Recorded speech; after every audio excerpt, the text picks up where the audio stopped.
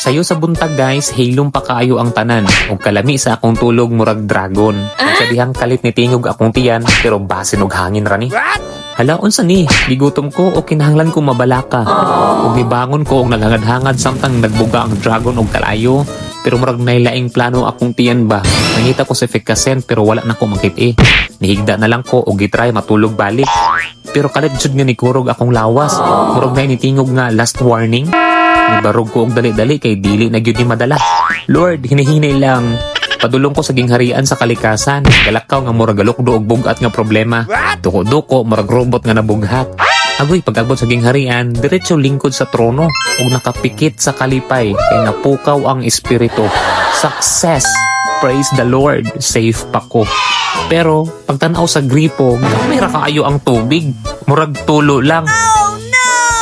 Sus, nagtinud-anay na dyan yung kinabuhi ba? Ngano karon pa man? Nangita ko og lain option.